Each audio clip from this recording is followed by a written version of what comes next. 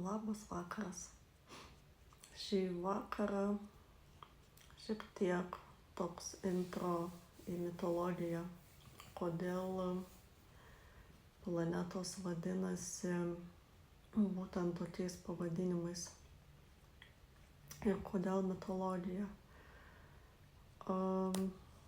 Jeigu giliau pasigilinusi į planetų pavadinimus, mes žinom, kad kažkada tai graikų kultūrą perėmė romėnai. Ir aišku, graikai jie turėjo savo dievus, savo dievybės, kurios ir buvo pavadintos planetos. Bet verčia susimastyti, kodėl būtent iš graikų perėmė romėnai ir planetoms iki šių dienų liko romėniški pavadinimai, ne graikiški, pavyzdžiui, nors iš tikrųjų ten persipina ta mitologija. Jeigu skaityti ne vienoje knygoje apie mitologiją, tai galima rasti labai daug sąsajų. Aš gilinausi tik į graikų mitologiją, nesigilinau į kitų šalių, nes kada mokinausi astrologiją, mane sudomino, kodėl planetų pavadinimai yra būtent tokie. Tai vat, iš to eina vėl interpretacija. Aišku, vakar aš šnekėjau apie Jupiterį, apie Saturną. Šiandieną, ko gero, pašnekėsiu apie Marsą ir Plutoną. Nežinau, kiek spėsiu. Taigi, romėniškai Marsas mūsų planeta, mūsų taip vadinamo astrologų mažoji nelaimė, karinga planeta, ganinga planeta. Bet graikų mitologijoje tai buvo klastingas karo dievas Arėjas, kuris buvo labai piktas, kerštingas, norėjo tik tais karo ir buvo labai neprotingas. Kai kur rašoma, kad teisingoji Atėnė jį nuolat tramdydavo, kad jisai nepridarytų daugiau žalos. Taip pat tas Arėjas buvo tapatinamas su romėnų Marsu. Tačiau Marsas kažkodėl tai laikytas karių užtarėjų, jisai ir apdovanodavo ir jisai nebuvo piktas, bet Marsas buvo teisingas. Jeigu, sakykime, kariai eidavo į karą, jisai juos lydėdavo, užtardavo. Netgi kariai susirinkę tam tikrose laukuose melsdavosi Marsui, kad šis suteiktų jėgų. Tai koks tas Marsas iš tikrųjų, aišku, klasikinėje astrologijoje apie Marsą kalbama yra, Marsas pas mus valdo, geriau pradėkim nuo to, kad Marsas pas mus valdo Aviną ir Skorpioną. Skorpioną valdo ne tik Marsas, dar ir Plutonas, bet jeigu imant Marsą, tai aišku, Marsas yra priešingas Venerai. Marsui nepatinka ta harmonija, jam reikia eiti, lėkti, daryti, kovoti, kaip tam Avinui. Bet, sakykime, Avino Marsas, jisai yra veržlus, o Skorpiono Marsas, sakykime, Marsas Skorpione arba patį Skorpioną valdo Marsas, vandens stichija, Marsas čia jau gauna visiškai kitokį atspalvį negu ugnies stichijai. Tai vis tik tai vėlgi sąsajos iš mitologijos, kad iš dalies tinka ir Arėjas, tas piktas piktasis, klastingas karo dievas, kuris visur iššaukia tik tai karą ir nesantaiką. Ar vat tas Marsas, kuris jisai, palaiko teisingas kovas, pats yra protingas, nekovoja be reikalo ir visgi kiek suprantu, astrologai galbūt sudėjo abu ir graikų, ir romėnų mitologijos, pavadinkim, dievų savybės. Taigi, koks gavosi Marsas iki mūsų dienų, taip pavadinkim, ane? Jeigu jo neiškraipyti, jeigu viską teisingai apsvaršius. Taigi Skorpiono Marsas, nebaigiau pasakoti, jau yra apgalvotas. Taip, jisai yra veržlus, bet Skorpionas dėl Marso yra labiau apgalvojantis. Jisai supranta, ką daro ir dėl ko daro. Jisai gilinasi, jisai neria giliai į gelmes, ne taip kaip avinas, sakykime, pačiupau idėją, lėkiu darau, per save patikrinu ir tada suprantu, kad, gera ar negera čia ta buvo idėja. O jau, sakykime, Skorpionas, šiaip Skorpionas ir avinas turi nemažai bendrų bruožų, dėl ko jie kartais gali būti kartu arba atvirkščiai negali būti kartu, nes abudu vis dėlto valdo Marso planetą. Gali iškilti kažkokių tai konfliktų tarp tų dviejų ženklų, ypač dėl noro išreikšti savo nuomonę, ir avinai mėgsta labai išreikšti savo nuomonę ir jie nori, kad jų nuomonės paisytų. Skorpionai taip pat nori, kad jų nuomonės paisytų, bet Skorpionas supranta, kad jeigu nori, kad tavo nuomonę kažkas paisytų, tu turi būti kažką gyvenime nuveikęs, kažką parodė žmonėm, kad negali šiaip žmogus paklusti tavo valiai, tu kažką turi būti nuveikęs teisingai. Tai vat, aišku, išmintingas avinas taip pat jisai nelėks, patikrins, aišku, bet, yra ta pradinė Marso, ta tokia ugnis, vat kaip tas pavasaris, jam vat reikia, vat tas toks išmetimas, pats pirmas idėja ta. Ir vat stvertis iš karto už tos idėjos gana sudėtinga, jos nepatikrinus, bet juk avinai tokie ir yra, kad jie už tas naujas idėjas, jie už tą kūrybą, jie turi drąsos daryti tai, kas nepatikrinta, jie stačia galva gali lėkti ir patys bandyti ir paskui galų gale savo patirtį perduoti kitiems, perėję per save. Tai yra labai labai geras bruožas avino, kuom avinai yra išskirtiniai, tai savo tom tokiom idėjom ir ne kiekvienas avinas išdrįsta žengti dėl kažkokios idėjos, ją tikrinti. Tikrai ne kiekvienas, ne taip kaip Skorpionas, jisai pasvers, jisai atsargiai, jisai pamastys, jisai ištirs aplinką ir paskui tik tais vucht, kaip aš ir jisai tada jau darys, tada jau griebs, jisai viską patikrinęs, nors aišku, Skorpionas irgi gali pasielgti gana impulsyviai, kaip ir avinas, bet vedinas emocijų. Galbūt ne pačios idėjos, bet emocijų. Tai vat išskirtinumai ir bendri bruožai avino ir Skorpiono. Beje, Skorpioną valdo dar ir Plutonas, apie Plutoną iš mitologinės pusės irgi pakalbėsiu.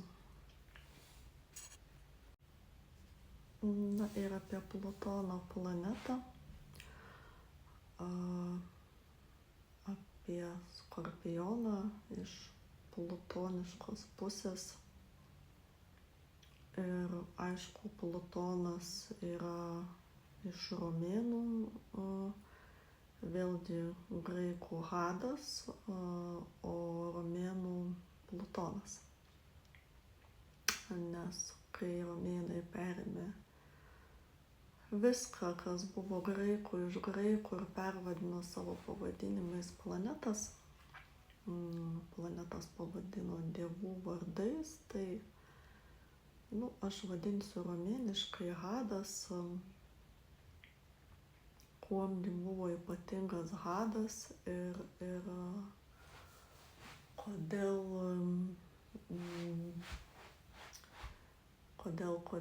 Plutonas.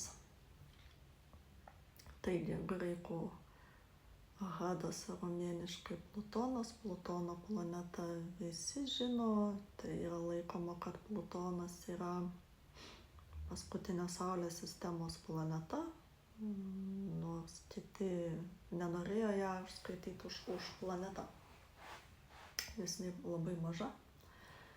Bet astrologijoje mes Plutoną laikome už planetą ir už gan svarbią planetą, bent jau aš laikau. Žinau, kad daugelis astrologų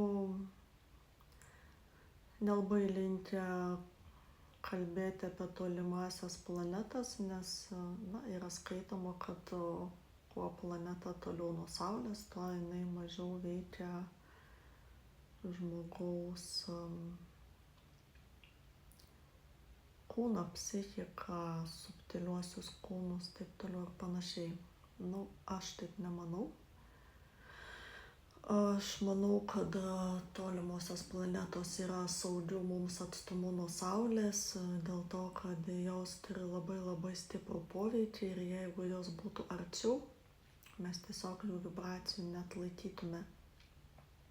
Bet jų vibracijos yra nematomos, tiesiog nematomos. Ir aš negaliu nuneigti, sakykime, tolimesnių planetų veikimo, tokios kaip Plutono, kaip Neptūno, kaip Urano. Tai yra tai, kas nematoma pas mus. Taigi, grįžtant į mitologiją apie Hadą, apie Plutoną, Hadui atiteko, Dzeusui, Jupiteriui atiteko Olimpo kalne vieta, kaip pasakyti, arčiau dangaus, o Hadui liko požemiai. Nelabai Hadas buvo patenkintas tais požemiais. Aišku, daug kas nori to viršaus. Bet iš tikrųjų Hadas yra laikomas labai turtinga planeta, kadangi niekas nežino ir niekas nemato, tai pavadinkim, kiek yra turtų požemiuose. Požemis pas mus metaforiškai, jisai atsakytų už žmogaus savybės kažkokias tai paslėptas, mistinės galbūt. Aišku, dabar daug kas kalba ir apie dvasias, ir apie mirusių pasaulį, tai visa tai yra Plutono galioj. Visa ta ezoterika, visi mirusieji, visos tos paslaptys, dalis magijos, dėl ko sakau dalis, kita dalis magijos priklauso žuvims, vandeniui, iš dalies šauliui, kadangi ten šiaip magija, ko gero, labiausiai priklausytų vandeniui, nes vandenėje Neptūnas egzaltuoja. Bet yra kritęs Plutonas. Čia apie tai jau gal kitam video. Taigi ir tas Hados požemių valdovas, jisai ten turi visą karalystę, jam tenais daug kas bandė pakenkti, jį apgauti ir buvo pavogtas jo trigalvis šuo Cerberis, kuris saugojo. Ta vieta, kur buvo Hadas, dar tai buvo pavadinta tartaras, tai tas pragaras vadinamas, jeigu iš mitologijos. Taigi galima sakyti, kad jam atiteko pragaras, bet iš tikrųjų ne. Hadui atiteko daug gerų dalykų. Na ir ką Hadas padarė? Aišku, Hadas pavogė savo žmonas Persefonę. Tai čia su prie žmogaus valia susijęs dalykas, ane, vat, kaip skorpionai kartais mėgsta padaryti dalykus prieš žmogaus valią, arba pavyzdžiui, labai veikia Plutonas, kada paprasčiausias pavyzdys, žmogus įsimyli kažką, ne, ir nori, kad, myliu aš tą vaikiną, arba myliu aš tą merginą, nueinu pas būrėją, ne, ir man čia priburs, kad jisai būtų mano. Tai tas pats, kas paklustų mano valiai teisingai, ne, ir yra daromi dalykai energetiniam lygmenį. Čia vėlgi Plutonas, čia ir Neptūnas įsijungia. Tai koks tas skorpionas pagal Plutoną? Jeigu iš gerosios pusės skorpionas, tai yra skorpionai yra labai talentingi žmonės. Kažkodėl apie tai niekas nekalba. Šiaip skorpionę egzaltuoja Uranas, tai yra labai išradingi žmonės. Ir tokie žmonės gali valdyti mases gerąja prasme. Jis sugeba suvaldyti minią, jeigu yra geras Plutonas, nepažeistas. Jeigu tas yra geras Hadas savo vietoj, kuris saugo visas paslaptis nuo kitų, kurie, sakykime, nepanaudotų blogiem tikslam, ne? Nes daug atsiranda tokių, kurie nori žinoti daug, viską naudoja savo naudai, bet nieko gero tai neatneša ir neduoda, tik tai nusivylimus ir ligas. Taigi skorpionas iš gerosios pusės tai žmogus besidomintis astrologija, besidomintis magija, besidomintis pomirtiniu pasauliu, besidomintis visais tais dalykais, kas yra nepaaiškinama. Jeigu neimti ezoterinių dalykų, tai, sakykime, gali būti geras kriminalistas, policininkas, privatus detektyvas, gaisrininkas, visur, kur reikalinga reakcija, įžvalga, greitas reagavimas, būtent dar nepaminėjau to ekstremalumo, to Hado irgi, paėmė, sugalvojo savo žmoną, parsivedė per prievartą, ne, Persefonę, graikų, tai romėniškai būtų Prozerpina, o Prozerpina pas mus astrologijoje irgi egzistuoja. Prozerpina, gal pašnekėsiu apie ją, bet ten labai tolima planeta, apie kurią mažai informacijos iš tikrųjų. Tai apie Skorpioną, tai aišku, čia reikia viską jungti: Marsą, Plutoną, veržlumą, įžvalgą, talentą. Dėl ko aš labai mėgstu Skorpionus, nes jie yra labai iš tikrųjų paprasti žmonės, man jie vieni mėgstamiausių. Ir labai tokie, jie nedrąsūs, bet tarp jų galima rasti labai daug tikrų žmonių, kurie, nemeluoja, jie yra tokie, kokie yra, jiems yra daug neatrastų įdomių dalykų, nepatikrintų, labai šaunų žmonės, tai yra Skorpionai.